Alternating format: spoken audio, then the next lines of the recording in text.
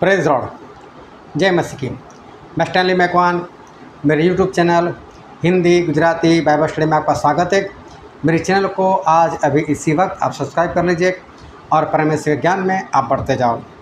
दाऊद परमेश्वर के बहुत अच्छे दास थे, लेकिन उन्होंने अपने जीवन में 2 बार गलती कर दी। अब्राहम जो विश्वास के पिता है, लेकिन उनके शुरुआत का जीवन देखो तो उसमें उन्होंने काफ़ी गलतियां कर दी थी। बाइबल में और भी लोगों को देखते हैं, जैसे शमसून है, शाऊल है। वो परमेश्वर के अभिषिक्त लोग थे, पवित्र आत्मा पाए हुए लोग थे, लेकिन उन्होंने भी गलतियां की। और कई लोगों ने एक गलती की तो कई लोगों ने एक से ज़्यादा गलती की।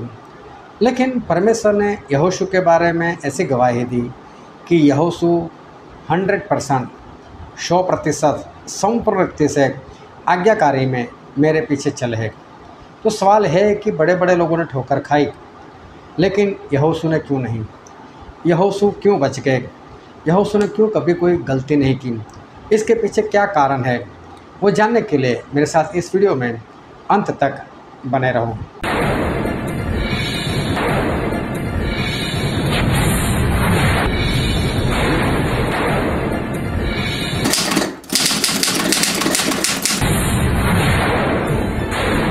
जब परमेश्वर ने मूसा को आज्ञा दी थी कि मूसा मेरे लोगों को छुड़ा मिस्र देश से और उनको विश्राम के देश में, वचन के देश में, जहाँ दूध और मधु की धाराएं बहती है, वहाँ उनको लेकर तू जाग।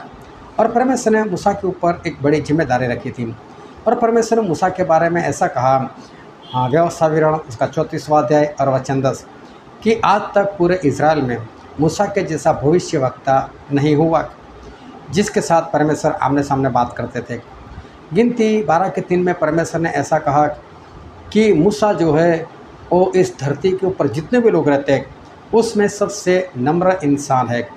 मूसा बहुत नम्र थे। इब्रानी में लिखा है कि मूसा जो है वो परमेश्वर के घराने में विश्वास योग्य परमेश्वर के दास थे। मूसा के बारे में काफ़ी कुछ बाइबल में लिखा है। मूसा बहुत ही बढ़िया थे और मूसा बहुत बढ़िया चले थे। और मूसा के जरिए जो चमत्कार हुए, ऐसे आज तक कोई भी चमत्कार नहीं कर पाया।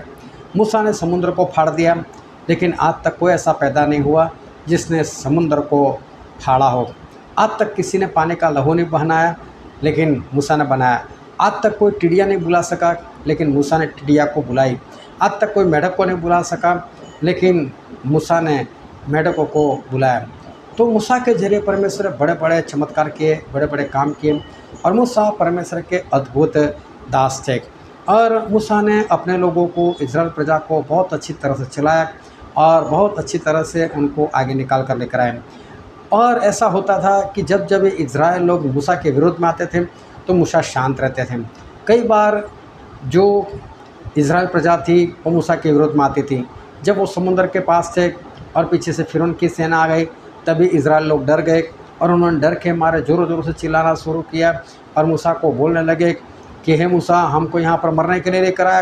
ये देख, फिरौन आ गया, हमने तुझसे कहा था कि तू हमें आज़ाद कर, तूने हमें आज़ाद क्यों किया? इस तरह से मूसा के विरोध में आ गए। लेकिन मूसा ने बोला, कोई बात नहीं, डरो मत, परमेश्वर आज आपका उद्धार करेंगे और जो मिस्रियों को आज आप देख रहे हो उन्हें फिर कभी न देख पाओगे। तो इस तरह से मूसा ने वहाँ शांति से काम लिया। जब वो लोग समुद्र से उस पार निकल गए और जब उनको पीने का पानी नहीं मिला और पानी मिला तो उसमें जहर था, तो उन लोगों ने मूसा के विरोध में फिर काम किया। हे मूसा, हमको प्यासा मरने के लिए लेकर आया, हमें पानी दे, यहाँ तो जहरीला पानी है, हम तो मर जाएंगे। तो मूसा ने बहुत शांति से उत्तर दिया, कोई बात नहीं, मैं परमेश्वर से बात करता हूँ। और परमेश्वर ने एक पेड़ दिखाया कि इसका लकड़ा उस पानी में डाल और वो पानी मीठा हो जाएगा। और मूसा ने ऐसा ही किया और उन लोगों ने पानी पिया। उसके बाद एक बार फिर उनको पानी नहीं मिला, तो फिर मूसा के विरोध में आकर खड़े हो गए, हे मूसा, हमको प्यासा मरने के लिए लेकर आया, हमको पानी दे। तभी मूसा ने शांति से उत्तर दिया, कोई बात नहीं। और मूसा परमेश्वर के पास जाते थे और परमेश्वर ने कहा कि देखो चट्टान, उस चट्टान को लाठी मार और पानी निकलेगा। जब इनके पास खाना नहीं था तो इन लोगों ने मूसा के विरोध में आकर कहा, हे मूसा, हमको भूखा मरने के लिए लेकर आया, हमको खाना दे। और मूसा बहुत शांति से उत्तर देते थे और परमेश्वर से कहते थे, परमेश्वर इनको भूख लगी, इनको खाना दो। और परमेश्वर ने 40 साल तक मन्ना बरसाया। बहुत बार ऐसा हुआ कि इज़राइल के लोग मूसा के विरोध में बार बार आते थे, लेकिन मूसा बहुत ही नम्रता से बातें करते थे। अब क्या हुआ कि एक बार तो मूसा परमेश्वर से बातचीत कर रहे थे। वो पहाड़ के ऊपर थे, पहाड़ चारों ओर आग से जल रहा था, परमेश्वर अंदर थे और परमेश्वर मूसा को आज्ञा लिखा रहे थे और मूसा वहाँ पर सब कुछ सुन रहे थे। और तब इज़राइल लोगों ने एक बछड़ा बना लिया और बछड़ा बनाकर उसकी पूजा की और वहाँ पर व्यभिचार करने लगे। तब परमेश्वर का क्रोध बहुत ही भड़का और परमेश्वर ने मूसा को बोल दिया कि मूसा, मैं तेरे से एक नई प्रजा उत्पन्न करूँगा, लेकिन इस इज़राइल को तो मैं नाश कर दूँगा। और तब मालूम है मूसा ने परमेश्वर को समझाया, ये परमेश्वर कैसी बातें करते हो, इज़राइल लोगों को मार देना है? नहीं, ऐसा नहीं। लोग सुनेंगे तो क्या कहेंगे कि इनका परमेश्वर इतना कमज़ोर है, उनको विश्राम के देश में नहीं ले जा पाया, जहाँ दूध और मधु की धारा बहती है वहाँ पर नहीं ले जा पाया, इसे रास्ते में मार दें? नहीं, परमेश्वर ऐसा नहीं करना है। मूसा ने परमेश्वर को शांत किया, परमेश्वर को समझा, नहीं परमेश्वर आपको ऐसा नहीं करना है। और परमेश्वर मूसा का माना। ऐसे थे मूसा। जब वो लोग विश्राम के देश के पास पहुंच गए और परमेश्वर के कहने के अनुसार मूसा ने 12 लोगों को चुना और 12 लोगों को बोला, जाओ और जाकर इस विश्राम के देश का भेद लेकर आओ, जासूसी कर आओ। और 12 लोग गए, 40 दिन वहाँ पर रहे। 40 दिन के बाद कुछ फल लेकर आए और वहाँ का भेद लेकर आए। और यहोशू और कालेब को छोड़कर जो 10 लोग थे वो रोने लग गए। बोले, वहाँ तो राक्षस लोग रहते, राक्षस के पुत्र लोग रहते, हम तो उनके सामने टिड्डियों के समान थे, उनकी निगाहों में भी हम टिड्डियों के समान थे, वो तो कभी भी हमें मार सकते हैं और परमेश्वर हमको यहाँ मरने के लिए लेकर आए। और सभी रोने लग गए। सभी ने बोला कि मूसा को हटाओ, कोई और अगुवा बनाओ जो हमको वापस मिस्र देश में ले जाकर वहाँ पर गुलाम बना दे। देखो कैसी इनकी हरकत है। इस बार फिर परमेश्वर क्रोधायमान हो गए। इस बार परमेश्वर ने मूसा को बोला, मूसा बीच में मत आना, मैं तेरे से एक नई जाति उत्पन्न करूँगा, लेकिन इनको तो ख़त्म कर दूँगा। मूसा ने फिर कहा, परमेश्वर ऐसा नहीं करते, इतना क्रोध अच्छा नहीं, बंद करो क्रोध, इनको लेकर ही जाना है। लेकिन परमेश्वर ने इस बार बोल दिया कि मैं इन सभी को तो रास्ते में ख़त्म कर दूंगा जिनकी गिनती हुई थी, लेकिन उनके बच्चे को जो दूसरी पीढ़ी आएगी उनको मैं लेकर जाऊंगा। लेकिन मूसा वो थे जो परमेश्वर को भी समझाते थे, परमेश्वर को भी क्रोध से रोकते थे। अभी एक बार क्या हुआ कि फिर से इज़राइल प्रजा के पास पानी नहीं था, और पानी नहीं था तो वो सारे लोग मूसा के विरोध में खड़े हो गए। ये मूसा हमको प्यासा मारने के लिए लेकर आए। अभी देखो, एक बार हो तो ठीक है, 2 बार हो तो ठीक है, क्या बार बार लड़ाई झगड़ा करना जरूरी है? जब भी इन लोगों ने पानी मांगा, चाहे जैसे भी मांगा, मूसा ने नम्रता से परमेश्वर से कहकर पानी तो दिलवाया ना। इस बार भी दिलवाते ना, शांति से ना मांगते। मूसा हमारे पास पानी नहीं है, पहले भी 2 बार तूने पानी दिया है, एक बार फिर दिला दे। क्या ऐसा नहीं बोल सकते थे? नहीं बोल रहे ऐसा। इस बार ऐसा हुआ, मूसा क्रोध में आ गए। मूसा क्रोध में आए, फिर भी गए तो परमेश्वर के पास, और परमेश्वर को कहा, परमेश्वर इन लोगों के पास पानी नहीं, मैं क्या करूं?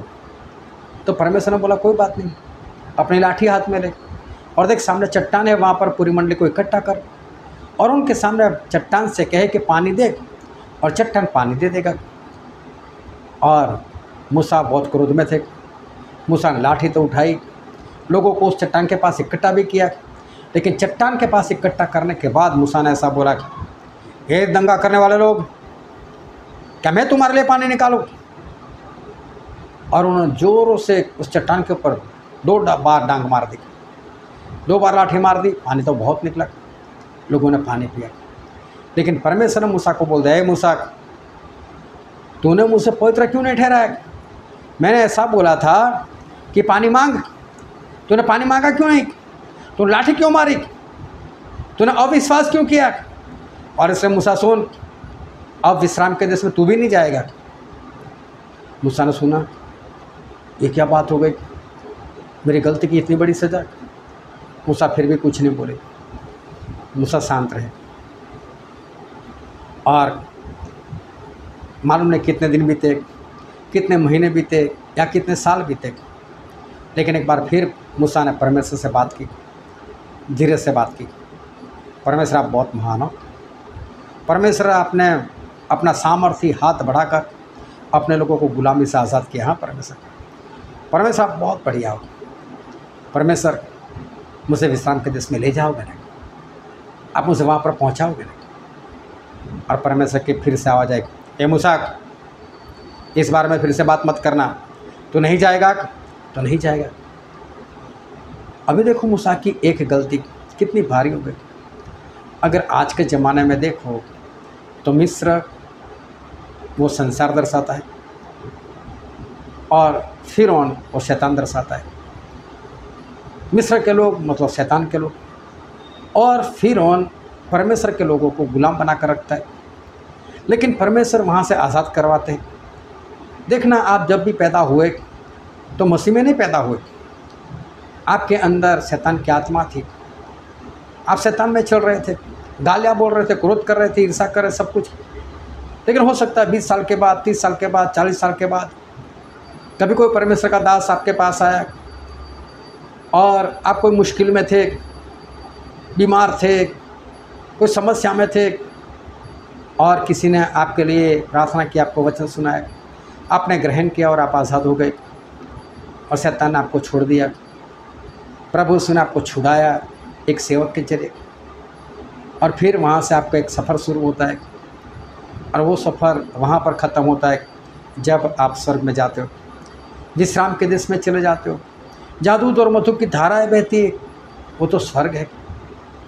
तो जो रास्ता है, उस रास्ता को क्रॉस कर कर मूसा अपने लोगों को लेकर जहाँ उनको जाना था, वो विश्राम का देश, वचन का देश, वो तो स्वर्ग दर्शाता है। उनको स्वर्ग में जाना था। आज की तारीख में उस वक्त तो कनान देश ही था, लेकिन अगर आत्मा से हम उसकी तुलना करें तो स्वर्ग है। अभी ये लोग रास्ते में थे और मूसा ने रास्ते में गलती कर दी, बहुत आज्ञाकारी की, बहुत आज्ञाकारी, लेकिन एक बार गलती हो गई, और एक गलती की वजह से मूसा को परमेश्वर ने मना कर दिया। मना करने के बाद भी मूसा तो आज्ञाकारी में बने रहे, और फिर एक बार पूछा तो अभी परमेश्वर ने मना कर दिया, नहीं तुझे नहीं जाना है तो नहीं जाना है।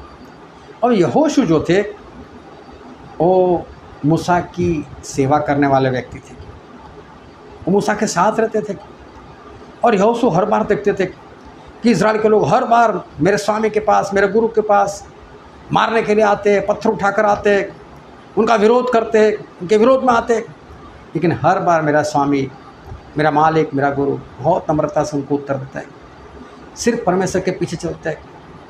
और परमेश्वर जब क्रोध में होते तो मूसा उनको भी शांत कर देते हैं।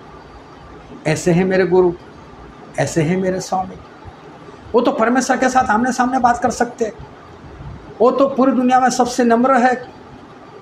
लेकिन ऐसे व्यक्ति से एक बार गलती क्या हो गई, और परमेश्वर ने मना कर दिया कि तू विश्राम के देश में, मतलब आज की तारीख में बोलो तो स्वर्ग नहीं जा सकता। मूसा 120 साल के हो गए, उनका आयु पूरी हो गई, और परमेश्वर ने बोल दिया कि अब तुझे मरना है। खुद परमेश्वर ने मूसा की कब्र खोद कर उसको दफन किया, बहुत बड़ा सम्मान परमेश्वर ने दिया, लेकिन विश्राम के देश में तो मूसा नहीं पहुंच पाएगी। अब यहोशू को यही सारी बात मालूम है कि मूसा बहुत बढ़िया चले, बहुत अच्छे चले, बहुत आज्ञाकारी की, बहुत सहनशीलता दिखाई, नम्र बने, परमेश्वर के साथ आमने सामने बात करते थे। लेकिन मूसा की एक गलती और स्वर्ग से बाहर, विश्राम के देश से बाहर, और यहोशू को ये बात मालूम, जब मेरा मालिक, मेरा स्वामी नहीं जा पाया एक गलती की वजह से, तो मैं किस खेत की मूली, अगर मैंने गलती की तो मेरा क्या हाल होगा, ये यहोशू समझ रहे। और इसलिए यहोशू ने पूरी आज्ञाकारी की, एक भी गलती नहीं होने दी। क्यों? जानते थे गलती हो गई, स्वर्ग से बाहर, विश्राम के देश से बाहर, नहीं ऐसा नहीं करना है, गलती नहीं करनी। क्या आज आपको ये बात दिखाई दे रही जो यहोशू ने देखा? क्या आज आपको ये बात दिखाई दे रही कि मूसा के साथ क्या हुआ? क्या आपको डर नहीं लग रहा है? क्या आपको आज्ञाकारी नहीं करनी चाहिए? परमेश्वर को मानो, 100% आज्ञाकारी करो, विश्राम के देश में पहुंच जाओगे। ये वचन समझने के लिए परमेश्वर अपना बल दे, शक्ति दे, सामर्थ्य दे, अपनी समझ दे। आमीन।